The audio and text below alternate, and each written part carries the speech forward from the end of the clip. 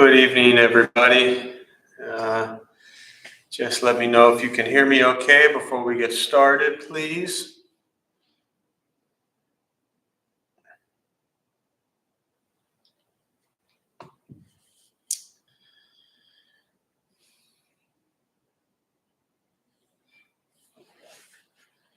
All right, thank you, Linda and Brian and Jim.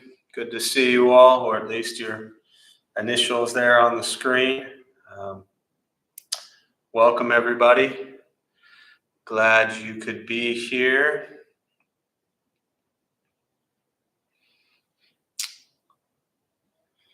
We'll go ahead and let me just make sure this is set. Okay.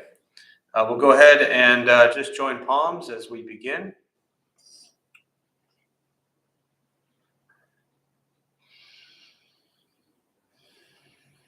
And repeat after me. I take refuge in the Buddha.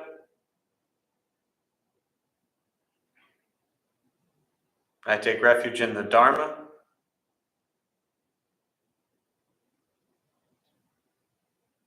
I take refuge in the Sangha.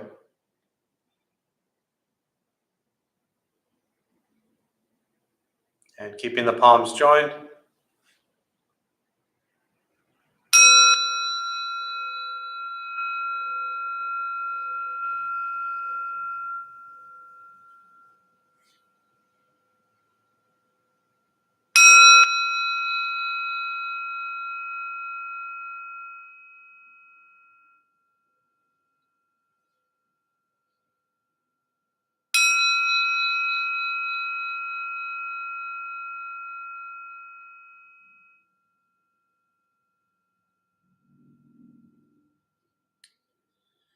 And putting the palms down.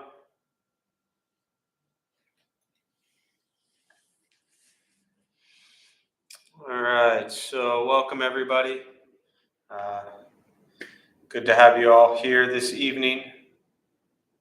It's actually nobody here but me, but good to see you all online. Thanks for being here. My name is Jeff. You'll see a chat box there somewhere on your screen. Feel free to say hello, chime in whenever you'd like. Share your thoughts, questions, or again, just saying hello to people, whatever works for you. It's nice to be sitting with you all again. I don't know about you, but my day has been as hectic as ever. What is it, 7 o'clock now? So I think I've been working non-stop for about 12, 11 hours now. I did eat, I did exercise, so I had those little breaks there. But, I've always told people that, for me as a practitioner and running this temple, it's not like we sit around all day doing nothing and then waiting for you all to show up for an hour.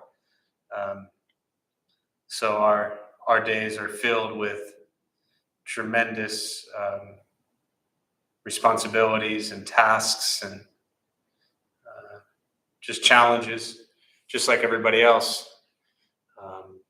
But for us, it's operating a nonprofit organization that's been physically closed for 18 out of the last 24 months. So you can imagine what that's been like for us to have to manage and create and build and rebuild and remanage and recreate. So never complaining, just sharing that for me, it's just been one of those days where, I always look forward to sitting regardless, but for me, I need this time to sit, just like everybody else. So knowing that at about 6:56, I had to stop because I had to come in here and sit with you all. So I thank you for giving me the opportunity to stop and sit. So I appreciate you all. And with that, we'll go ahead and we'll start with the meditation practice. There's a couple things I'll tell you before we begin for those who may be new or joining us for the first time. Nothing's going to happen to you. You're not going to float away. You won't have any mystical, magical experiences. The mind that races all day long is not going to shut off. Don't judge your practice, meaning don't ask yourself, is this working or not working? Are you doing it right or wrong? We're just going to sit and we're going to breathe. You'll hear sounds inside, sounds outside. This is life. Life is filled with chaos. And the practice of meditation is learning to get quiet and still within all of that chaos. Posture, you just want to be comfortable. If you're on a cushion, often it helps slide into the front third. Pushing the stomach forward allows the back to straighten. Shoulders are relaxed. If you're on a chair or a couch or whatever you're sitting on, hopefully you're upright. Also, shoulders are relaxed. Hands can be on the knees or in the lap, whatever is comfortable for you. I'll guide us as we begin, and we will settle into a little bit of silence. Most important with this practice, do not expect anything. We're just going to sit and breathe.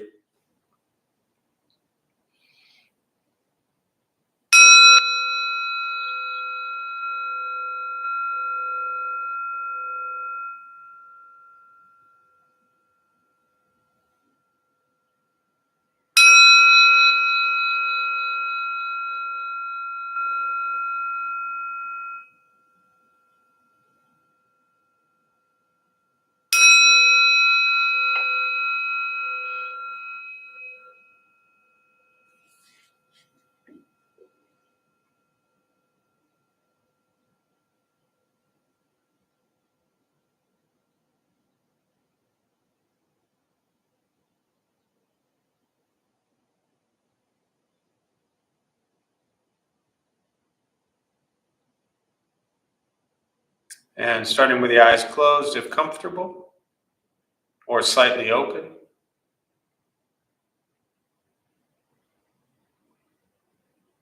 Mouth is open or closed.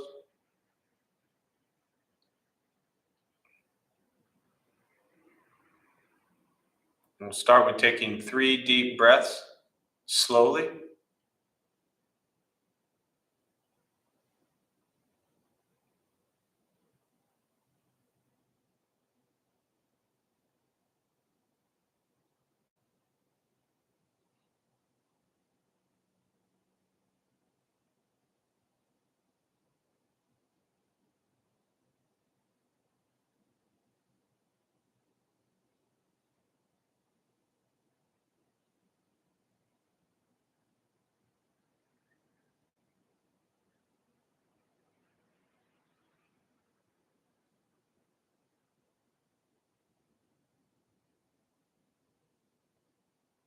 And eventually, you'll settle into a natural rhythm of the breath.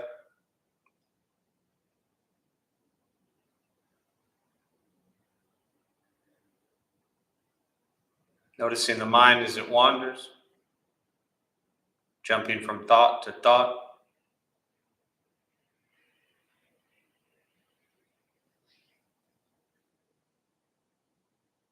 Start with gently guiding the attention, focus to the stomach or chest.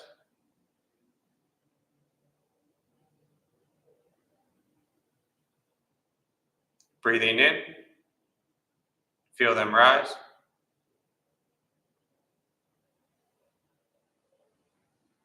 Breathing out, they fall.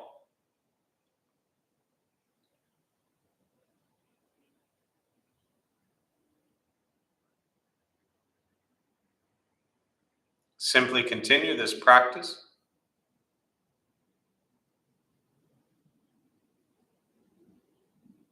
Observing sensation of breath.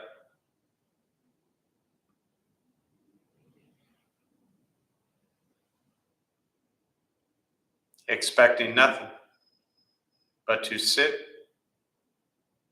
and breathe.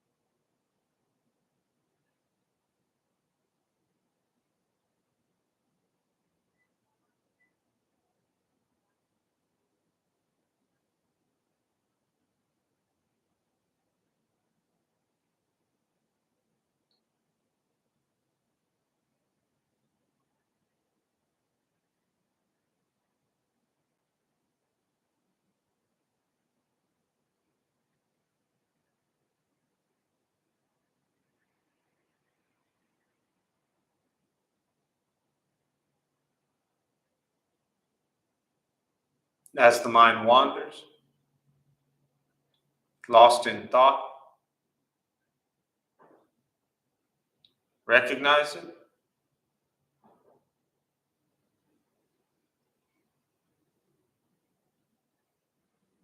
Release that thought.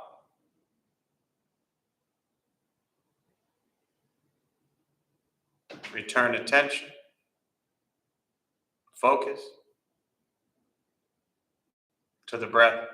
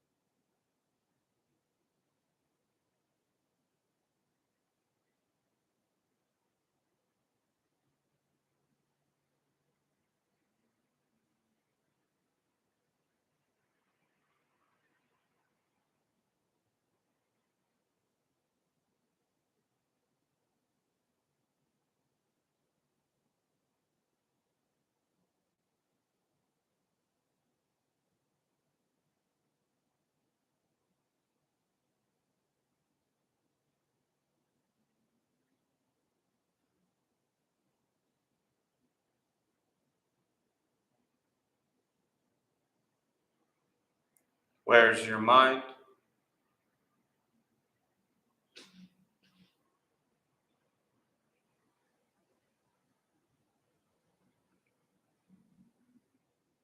Return to breath.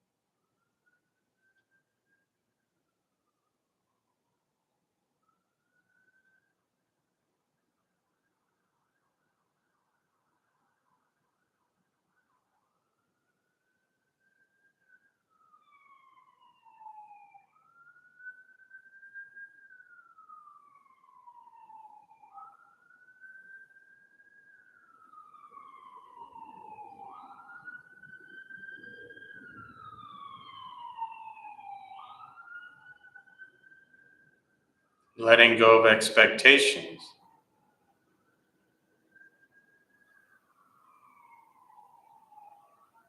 Letting go of judgment from the practice. Just sitting, breathing.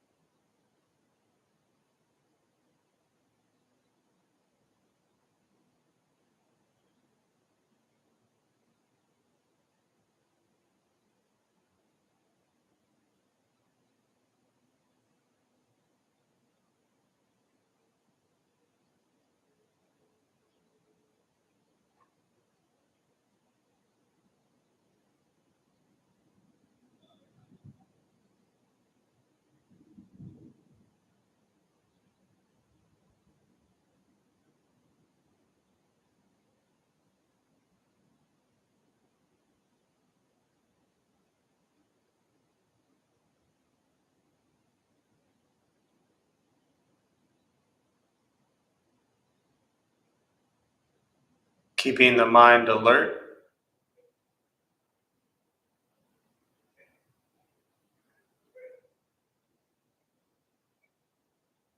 aware of each sound,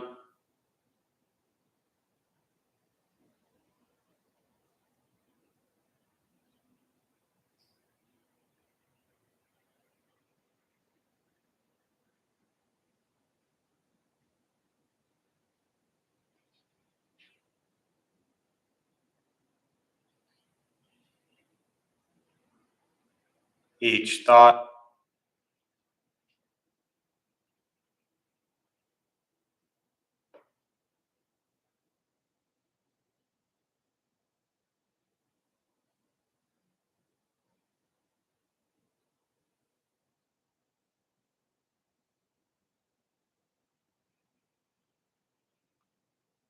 each physical sensation,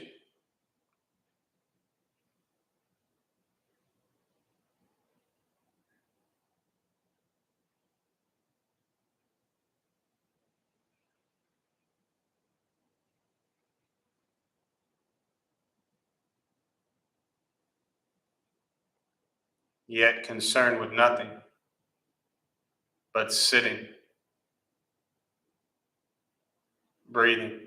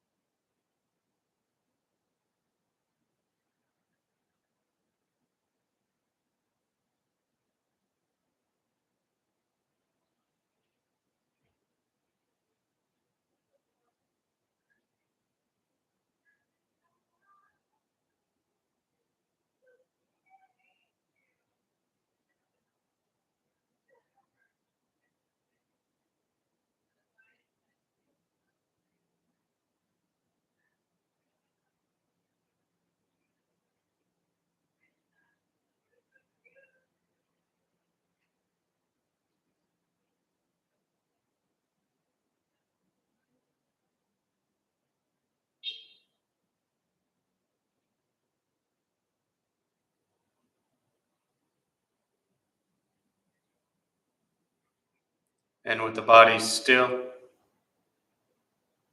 rested,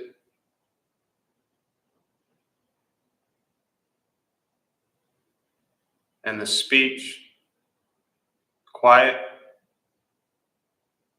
aware of all sounds,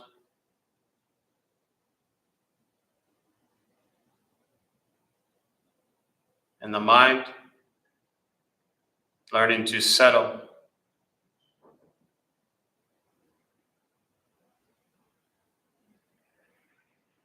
know what it's like to just sit and breathe,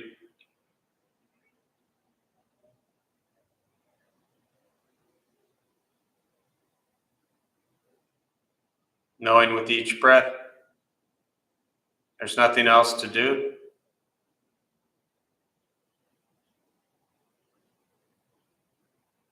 nowhere else to go,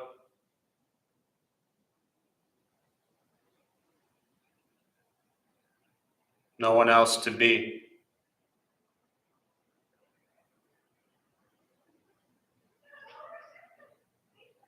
Everything beautiful, exactly as it is. Sitting, breathing.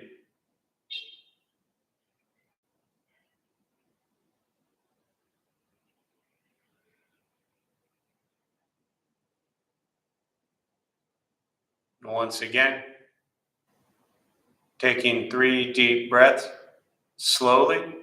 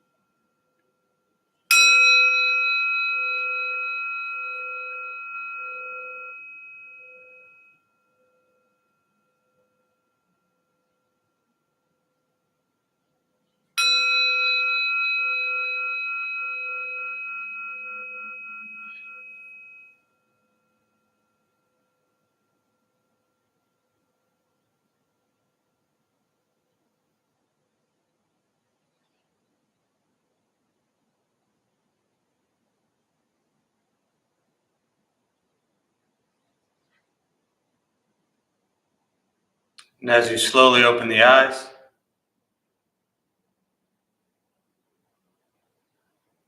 slowly beginning to move,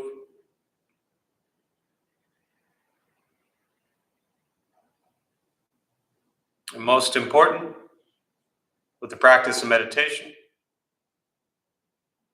is to recognize how you feel now, immediately after. Compare this to how you typically feel throughout your day. Recognize the difference, if there is one.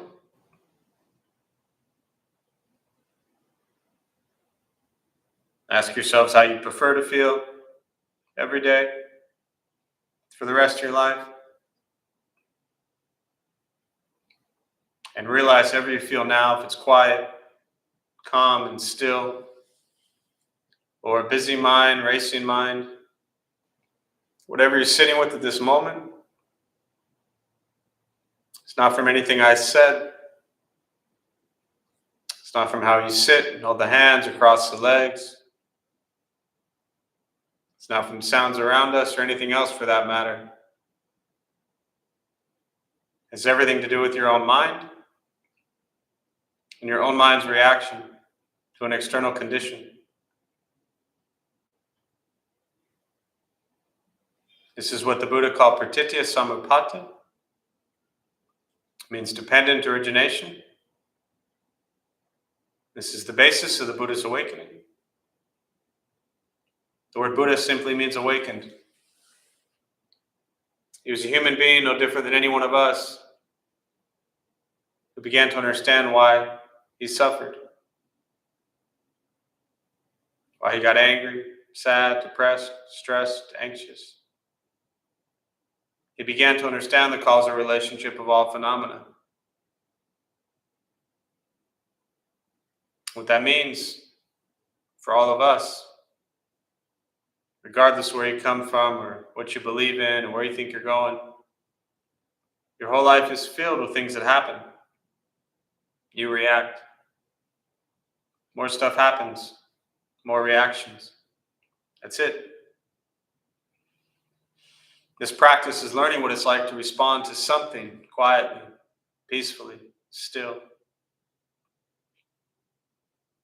Meditation is free. Buddhist practice is free. Sitting, breathing, becoming aware of what you think, say, and do. That creates your reality.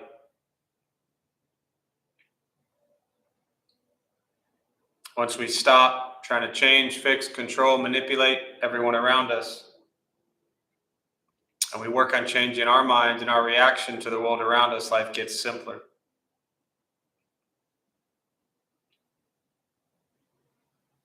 And that's it.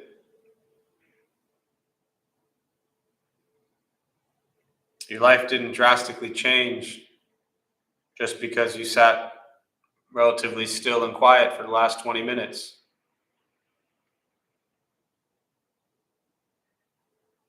But with practice, you begin to recognize that this level of focus, this level of clarity,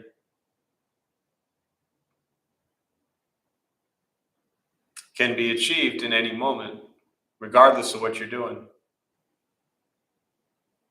And that if you just close your eyes and take 3 deep breaths, you can very quickly return to this place, this state of mind.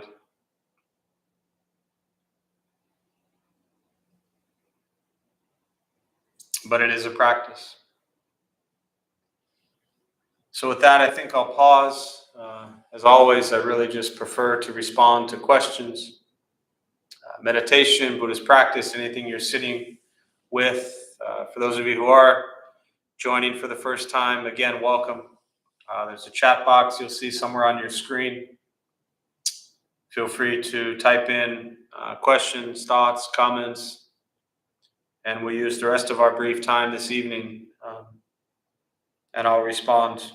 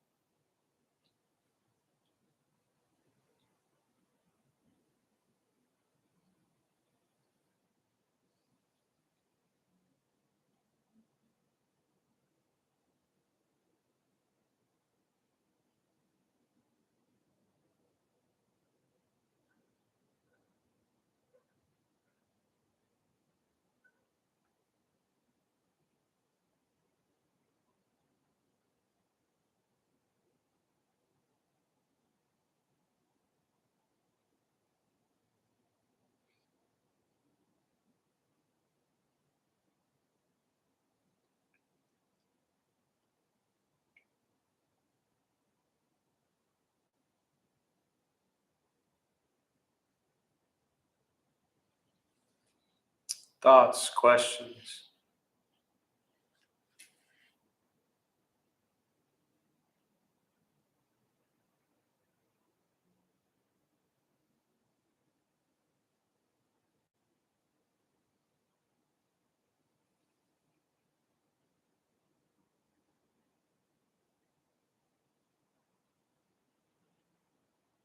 I'm sure you're all just typing away viciously at the keyboard.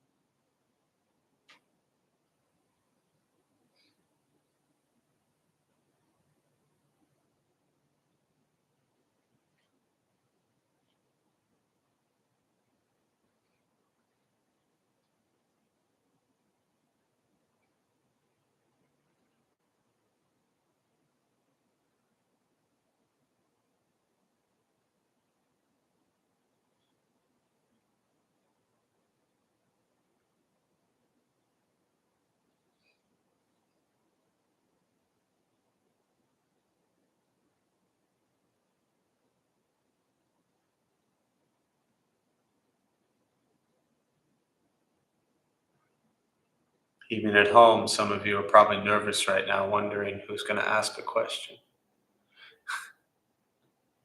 Always my favorite moment.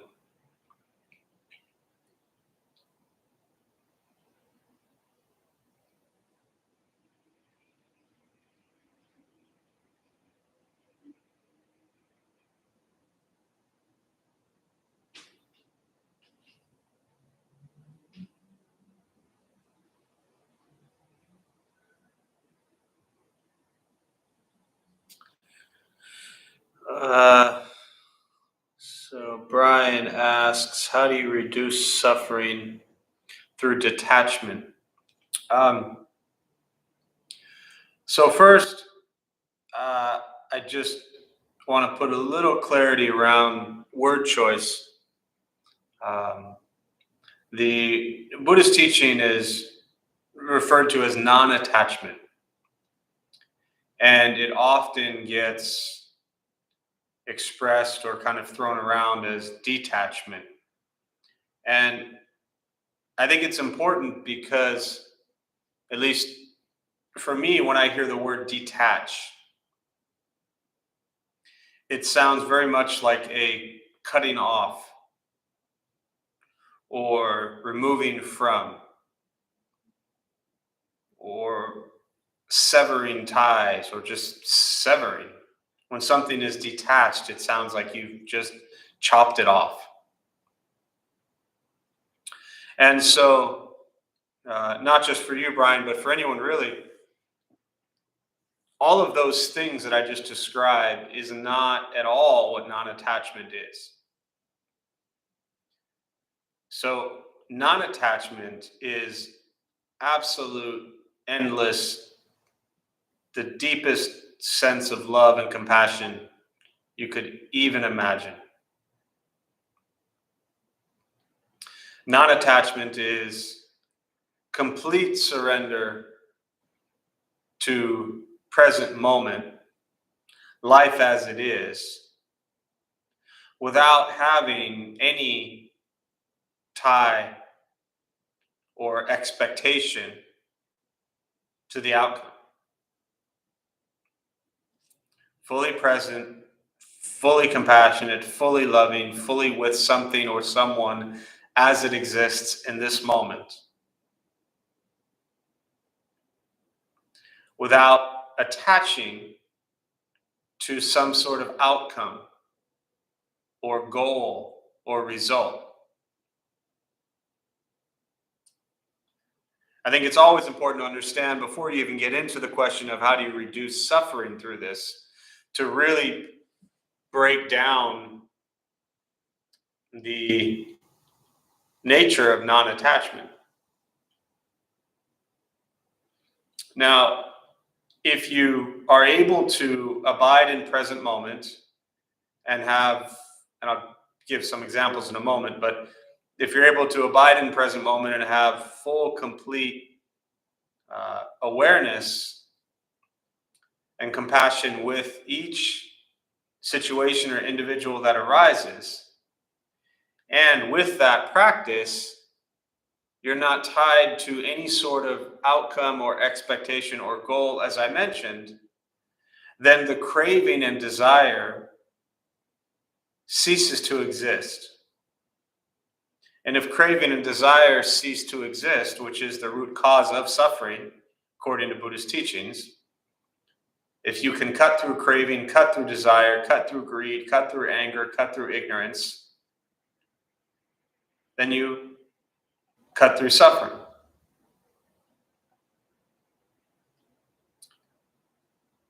That's the practice. The very basic teaching of the Four Noble Truths, as the Buddha taught, the first one being life is filled with suffering. Every Google search and book you will read will touch on the Four Noble Truths. It's the first thing the Buddha taught. One, life is filled with dukkha, discomfort, dissatisfaction, angst, also referred to as suffering. Doesn't mean all of life sucks, it just means you're going to struggle a lot. The second is the cause, the greed, anger, and ignorance, which I mentioned. So we practice generosity, compassion, and wisdom to overcome greed, anger, and ignorance. The third one is the ending of suffering. This is what you're asking about. How do you reduce suffering? The third noble truth is the ending of suffering, freedom from suffering, liberation from suffering. Nirvana, awakening. And the fourth is the path. This is the Eightfold Path. The fourth noble truth is the Eightfold Path. Having correct views, thoughts, speech, action, livelihood, effort, mindfulness, and concentration. These practices, starting with the correct view, is what non-attachment is. Even just look at the first two of the Eightfold Path, and these do go in order.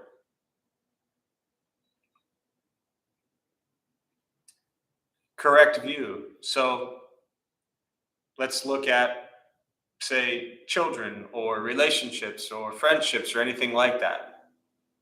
Can you be fully present, fully loving, fully caring in each situation, but also have the understanding, this is correct thoughts, correct view, the understanding that you don't control anyone, that each individual is living out their own life the way they choose to see fit. Thinking of raising a child, you can raise a child, you teach them well, you teach them poorly, that's up to you. But you raise a child. At some point in time, that child goes off on their own.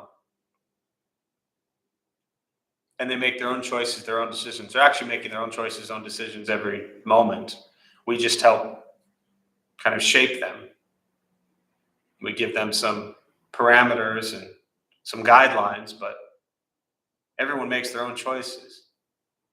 But the craving, the desire, and the suffering occurs because we attach to wanting people to be a certain way or do certain things. So non-attachment is to give endlessly. Again, as I said earlier, that presence to someone, but not attached to their choices and their outcomes. And if we practice non-attachment in each situation, it doesn't mean you're being lazy. You continue to work hard. You continue to be diligent with whatever it may be.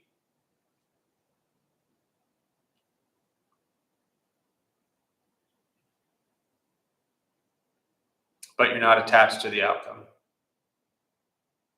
And again, if that occurs, then suffering ceases to exist. So hopefully that's helpful.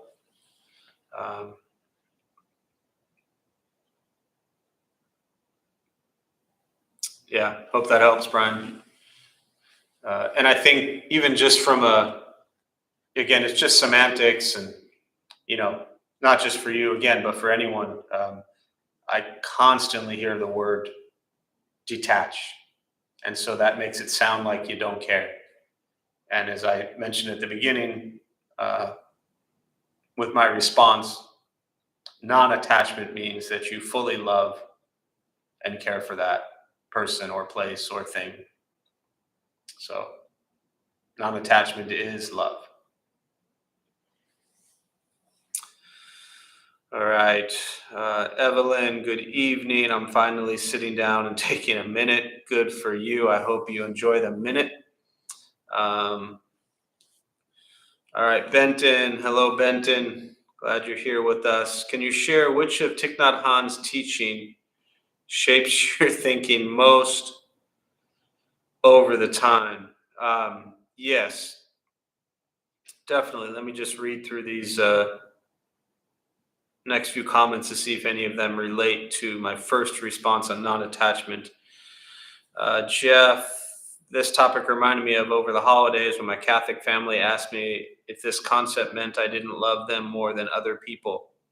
Ha, made me realize how difficult it is to explain. Yeah, good luck explaining that one to other religious family members. I'm sure it went over quite well. But yes, very difficult to explain. And I think, to add to that briefly, and then Benton, I'll come back to your question. Anytime there's a situation, whether it's family or friends or, whoever it may be, and they ask questions around these things, it's really difficult to respond, especially if you don't have a very clear understanding of what it means to you. Then it's going to be even that much more challenging to explain it to somebody else. And then you find yourself just frustrated, irritated, annoyed, and then you feel like your views have been challenged or threatened. So it's a difficult topic to have. I think it's always important to remind yourselves that, this practice is for you. And I think one of the best things that we can say to family or friends or loved ones who, may be curious about your interest in Buddhism, to approach it not, and again, I'm not insinuating, Jeff, that you do this, but just in general, to not approach this idea of practicing Buddhism as something that we then feel like we must or have to go explain to people. Obviously, they ask questions, they're curious, that's great. But I found a very safe way to kind of respond to things, especially if you're not really sure how to respond, is just to say, I'm exploring this, I'm learning about this, the meditation, the Buddhist teachings, they're really having a positive impact on my life. And hopefully, not always, but hopefully the people that you're sharing this with love you and care about you enough to just appreciate the fact that something resonates with you. And it kind of often will remove the kind of religious battle that can tend to arise. So, Brian, very helpful. Good. Marcus, how do boundaries play a role in right view regarding relationships and unhealthy behaviors? Oh, Amy. Okay. All right. I'll come back to that, Amy. And hello, Amy. Let me go back to Benton's question. The Thich Nhat Hanh's teaching that really shapes me the most is, I share this a lot. I know you've heard me talk about it, but there's a little video clip I saw on YouTube years ago titled "What is Nirvana?" It's like 6 minutes, 52 seconds long, I think. And it's where he talks about no birth, no death. But very specifically, he refers to nirvana, which is the third noble truth, freedom from suffering, as freedom from views. And I think, I shouldn't say I think, I know every single day this teaching plays out in my head, because I go throughout my days completely surrounded and wrapped up in my own individual views.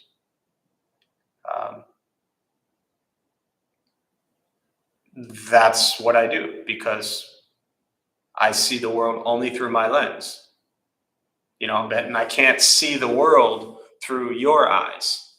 right? I can know you, I can hear stories, I can get to know you, experiences, difficulties, troubles, joys, happiness, whatever you've gone through. I can hear all of that.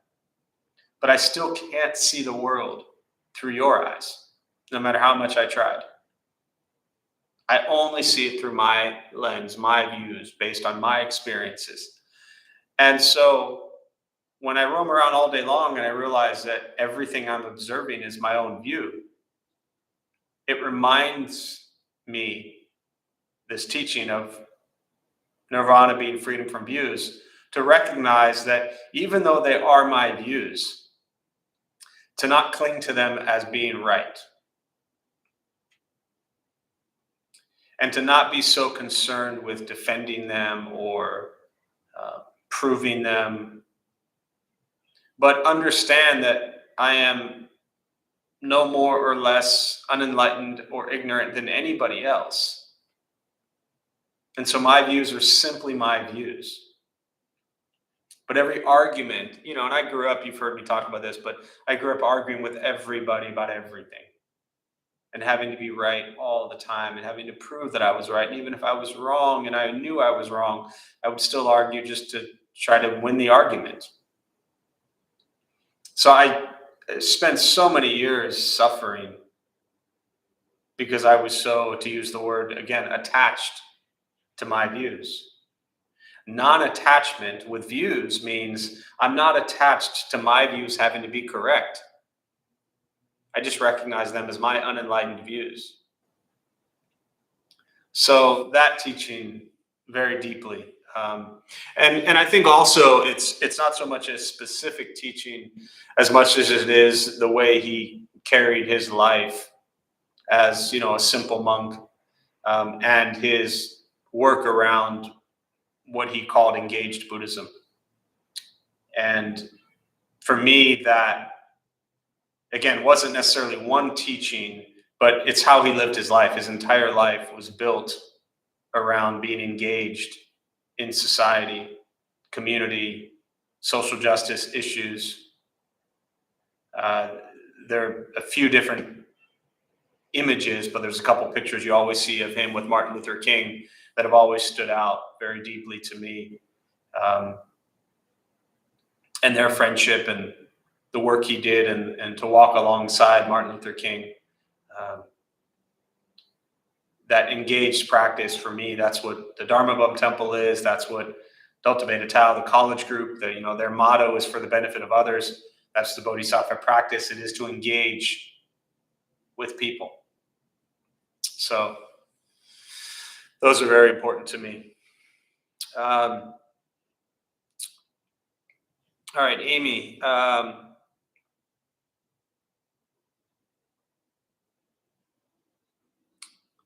Hang on, I'm just reading one more thing here.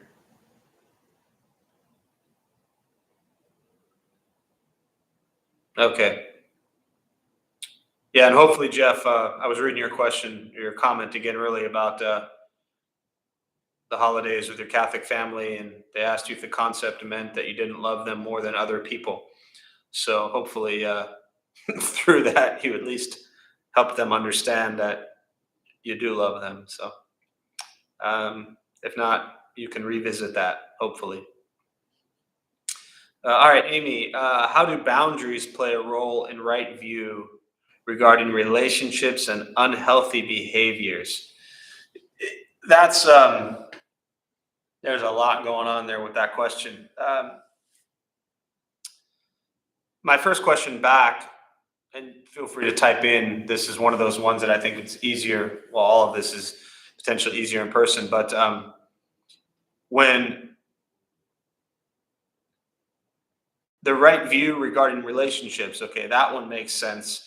And when you add and unhealthy behaviors, are you, with that part, are you referring to unhealthy behaviors that someone else is doing in a relationship, or unhealthy behaviors that you are doing in a relationship, or maybe just in general? I can probably just respond that way, but that's the first thing that popped into my head when you asked that. I think the first part to understand is when you look at boundaries um, in relationships. I don't know that uh, I. I mean, I get it. You know, the word boundary, very psychology. You know, my background is in psychology. I've worked in that area. You know, I'm not licensed or professional in anything. No letters after my name. I've got zero um, expertise in any of that stuff. But you know, other than a bachelor's degree in psychology from 20 something years ago, and you know, 25 years of working with people in therapy and trauma settings. But the word boundaries for me, when you drop that onto Buddhist teachings or Buddhist practice, I personally, I don't like the word boundary. I know what you mean, most likely. I believe I know you, and I think I understand where you're coming from. But I just want to approach this a little bit from looking at the word boundary. And uh, boundary to me sounds like you're setting up like these protective walls that nobody can cross. And I'm not suggesting that there's necessarily anything wrong with that, but boundaries to me is like a just slamming a door in somebody's face. Um, so I would suggest and ponder even just rephrasing or rethinking what you actually mean by a boundary. Because uh, in any sort of relationship, um,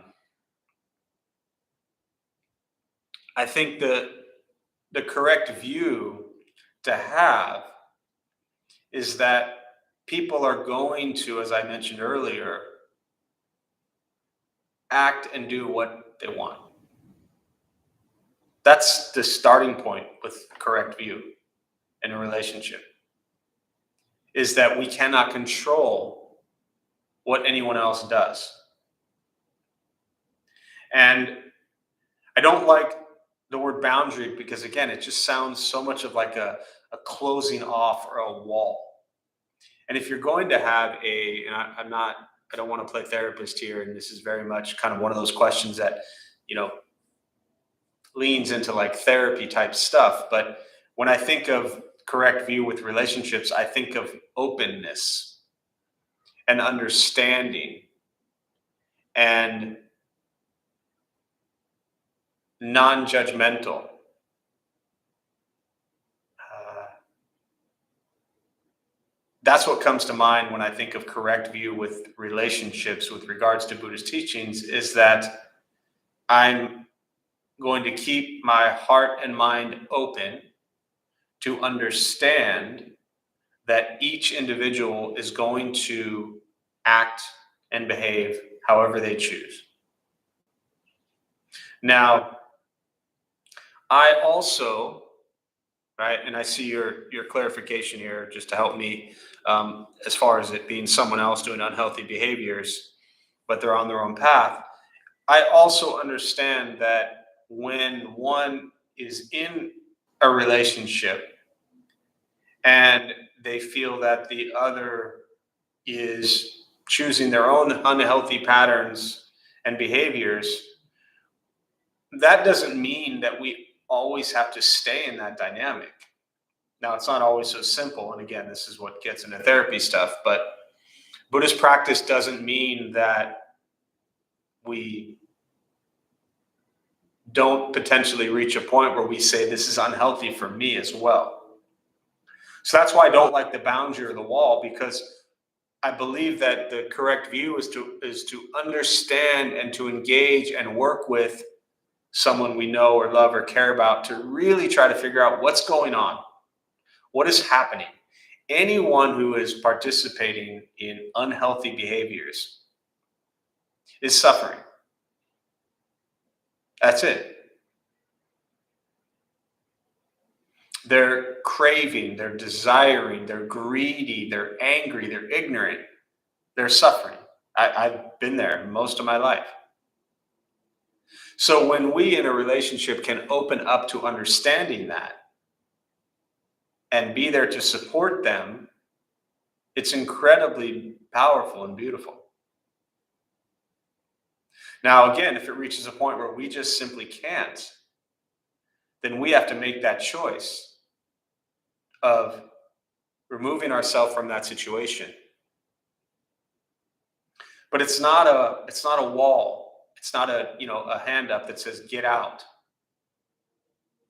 It's an opening to understanding and embracing someone else's suffering and bringing that into your world.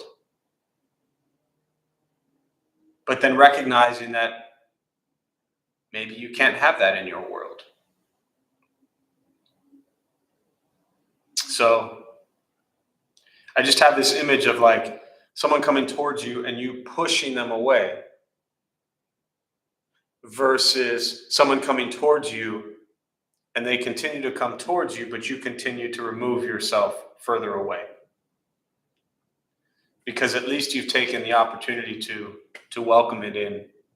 Again, I'm not talking about violence or domestic violence or abuse or things like that. I'm talking about more just not so heavy traumatic things. So I don't know if that's helpful at all, but just some thoughts.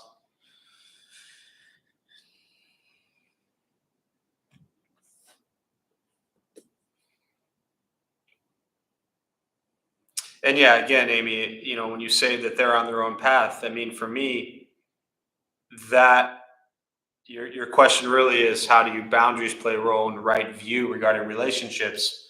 So having the correct view is to understand that yes, they are on their own path, and we can only that. And this also ties into it doesn't tie into this is non-attachment. That we can love people, care about people, share our hearts, and give all we can to somebody, but they're on their own path. So you're not attaching to expecting them to be a certain way, because what happens is then we will fall into a place of resentment where, hey, look at me, I'm being so kind and loving and wonderful to you, and you're not.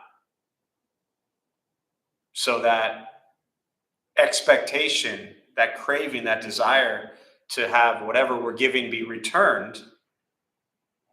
And if it's not, then we fall into resentment. And the practice of non-attachment is to give that regardless. And if it's not returned, then we can choose to stop giving it and remove ourselves if we'd like. But to build up resentment and bitterness doesn't help. And I always fall back on the bodhisattva practice around giving, which is the teaching of non-attachment. Again, no attachment to the giver, the receiver, or the gift. No giver, no receiver, no gift. When you are not attached to any of that, it makes giving really simple. So, all right. Anything else before we close here? Or any follow-up thoughts on that before I wrap up?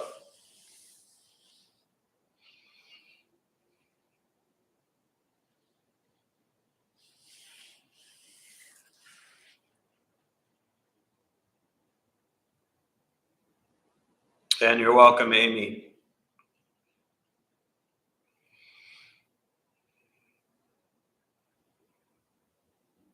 All right. So with that, I think that's a good place to stop. We'll go ahead and we'll join palms and do a transfer of merit. May any merit gained from this practice be transferred to all beings in all directions. May the merit be transferred to the more than 5.5 million lives that have been lost during this pandemic, and to their family and friends who continue to suffer to this day. May they all be at peace. may we all be at peace and free from suffering.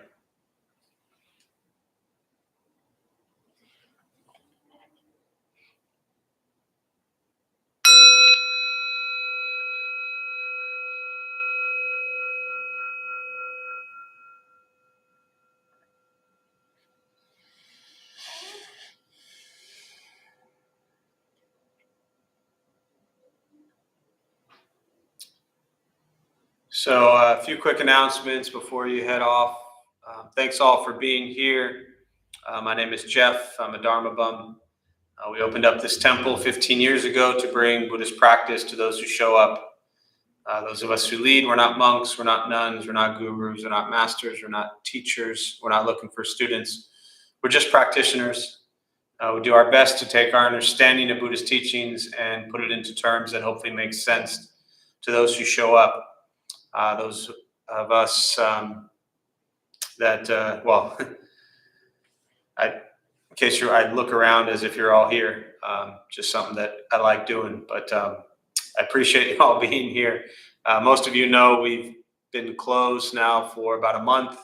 Again, we shut down when the pandemic started. We shut down for about 18 months, 16 months, opened for 6, and closed again about a month ago. So everything is virtual once again.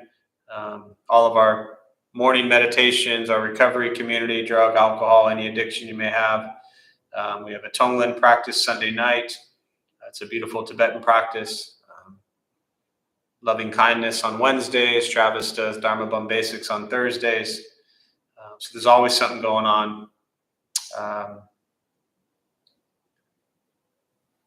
We don't have a date set for opening yet. Again, we hope we're getting closer. We believe we're getting closer, but with every breath, we're getting closer. So we will always stay incredibly cautious and a good bit behind what everybody else is rushing and jumping out to do.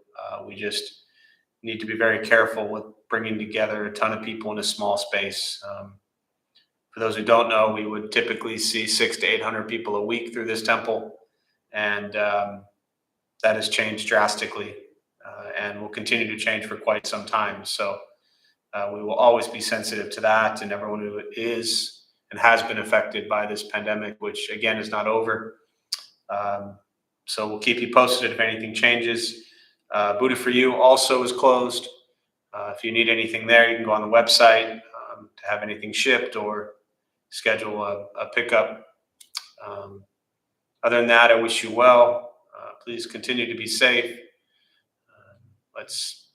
For me, what's been a tremendous bodhisattva practice of not doing anything that would potentially put others at risk of getting sick. So stay home as much as possible, wear a mask, and continue to practice patience as we all heal and get through this. So thank you all, and we'll see you soon.